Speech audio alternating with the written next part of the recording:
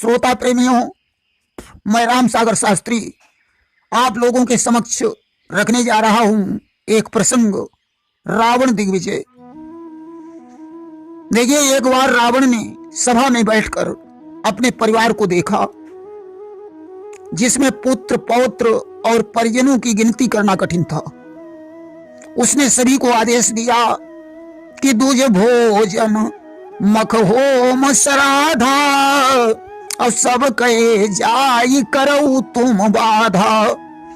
जाओ, ब्रह्म भोज यज्ञ होम और श्राद्ध में जाकर बाधा उत्पन्न करो।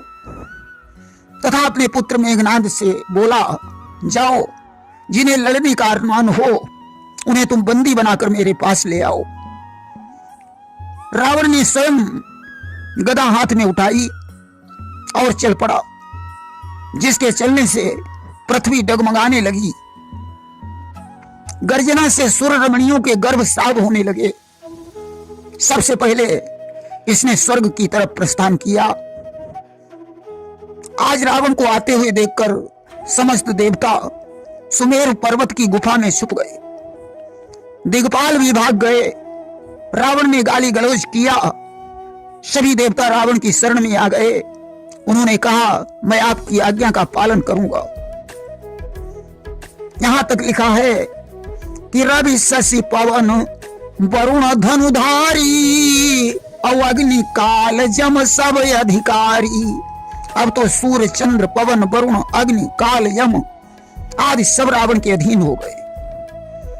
यहां तक कि सारी ब्रह्म सृष्टि रावण के बस में हो गई। इसने देवता यक्ष गंधर्व मनुष्य किन्नर और नागों को जीतकर उनकी पुत्रियों के साथ विवाह कर लिया। अब तो रावण के अत्याचारों से सातों द्वीप कांपने लगे। एक दिन रावण युद्ध की इच्छा से जा रहा था। रास्ते में उसकी भेंट देवर्षि नारद से हो गई। उसने नारद से कहा, बाबा, मुझे कोई लड़ने वाला योद्धा बताओ। रावण ने कहा, लंकेश, तुम श्वेत द्वीप को प्रस्थान करो, वहां तुम्हें कोई न कोई लड़ने वाला अवश्य मिल जाएगा। रावण श्वेत द्वीप में पहुंचा। वहां उसने समुद्र में स्नान करते हुए कुछ स्त्रियों को देखा।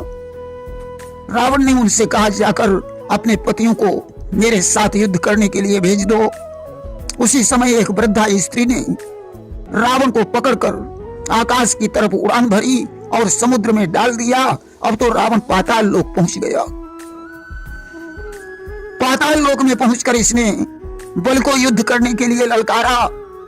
बल ने कहा, तुम यदि हमारे पितामह का कवच धारण कर लो तो मैं तुमसे युद्ध कर सकता हूं।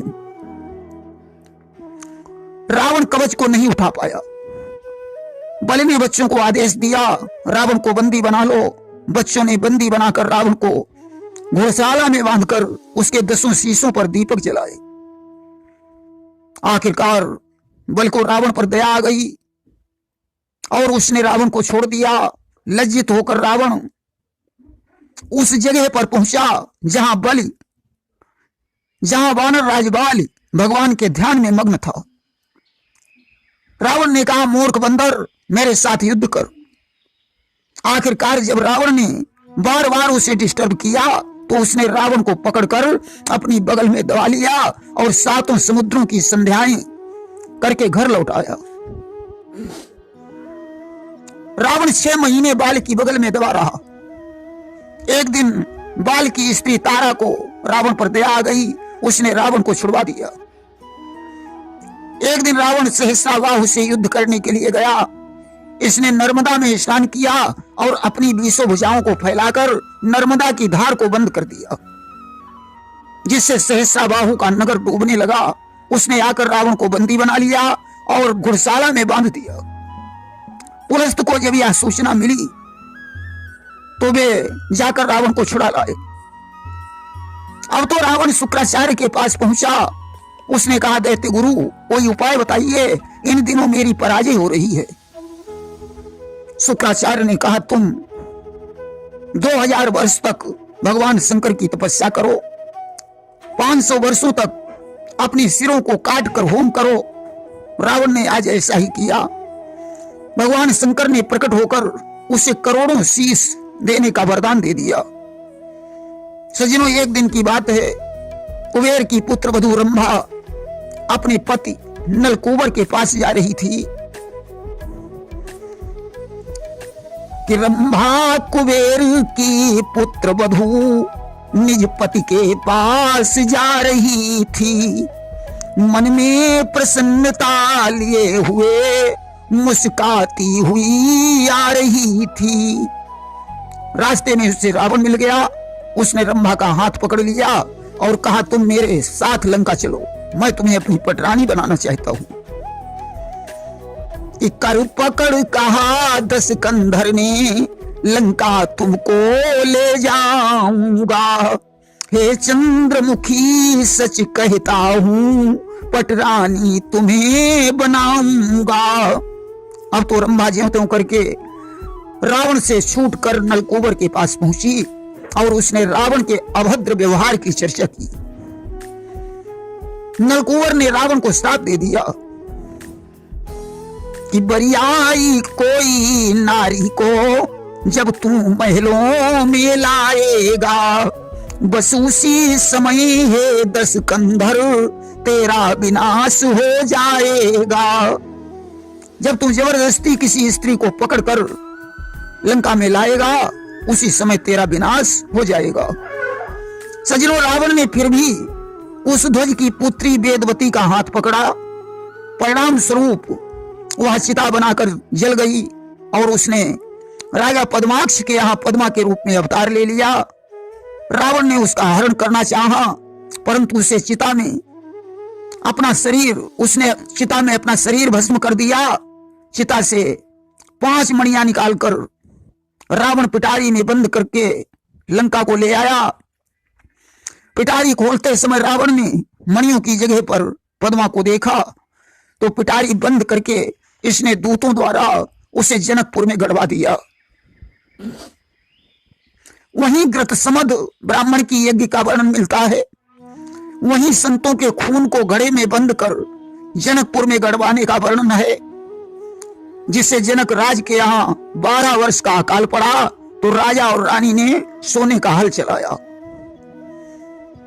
हल जोतते समय उन्हें घरे से एक कन्या प्राप्त हुई, जिसका नाम जनक ने सीता रख दिया। जनक अष्टावक्र के शिष्य थे। रावण एक बार शिव की सभा में जनक से शास्त्रार्थ में परास्त हो गया था, इसलिए इसने बदले की भावना से वह घड़ा जनक के राज्य में गड़वा दिया था। देखिए, रावण ने मानधाता के साथ 7 दिन युद्ध किया, परंतु हार जीत नहीं हुई। रावण राजा अनरण्य से लड़ा, उन्हें इसने मार मार कर बेहाल कर दिया। उन्होंने रावण को श्राप दे दिया, जा दुष्ट, एक दिन मेरे वंश में तेरे काल का अवतार होगा जो तेरे अभिमान को नष्ट कर देगा। ऐसा कहकर अनरण्य ने अपने प्राणों को छोड़ दिया। तब रावण ने ब्रह्मा जी की तपस्या की और उनसे पूछा कि विधाता, हमारी मृत्यु किसके हाथों से होगी।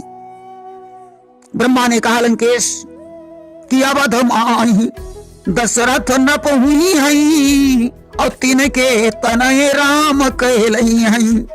अयोध्या में जब दशरथ नाम के राजा होंगे, उन दशरथ के पुत्र का नाम राम होगा। राम के हाथों से तुम्हारी मृत्यु होगी। अब तो रावण ने दिलीप, रघु, अज आदि के साथ युद्ध करने की भावना बनाई। धीरे धीरे दशरथ का जन्म हुआ और उनके विवाह की सूचना जब रावण को मिली, तो इसने उस विवाह को रोकने के लिए तमाम उपाय किए, परंतु दशरथ के 3 विवाह हो गए। विवाह के बाद रावण ने ब्रह्मा जी से फिर वरदान मांगा कि दशरथ नप बीरजते कोई और जगमा पुत्र प्रगट ना होई। दशरथ के वीर से कोई पुत्र न उत्पन्न हो। सजनों, फिर भी पुत्रेष्ठ यज्ञ के द्वारा 4 पुत्रों का जन्म हो गया। तब रावण विचार करने लगा कि कछु दिन बाद बड़े हुई जई हई तो 4 खेलन बाहर आई हई। जब ये कुछ बड़े हो जाएंगे तो 4 खेलने के लिए बाहर आएंगे। उस समय मैं राम को उठा लूंगा और गला घोंट कर समाप्त कर दूंगा। आज रावण ने पक्षी बनकर राम को उठाने का प्रयास किया। राम ने ऐसा बाण मारा कि रावण लंका में जाकर गिरा। 7 दिनों के बाद इसकी मूर्छा नष्ट हुई। आखिरकार रावण ने भगवान शंकर से काल सर प्राप्त किया। मंदोदरी जिसकी पूजा करती थी, राम रावण के युद्ध में उसी बाण की आवश्यकता पड़ी। हनुमंतलाल मंदोदरी का ध्यान भंग कर वह बाण ले आए। अस्तु 31 बाण छोड़ी रघुवीरा और तब मारे रावण रणधीरा।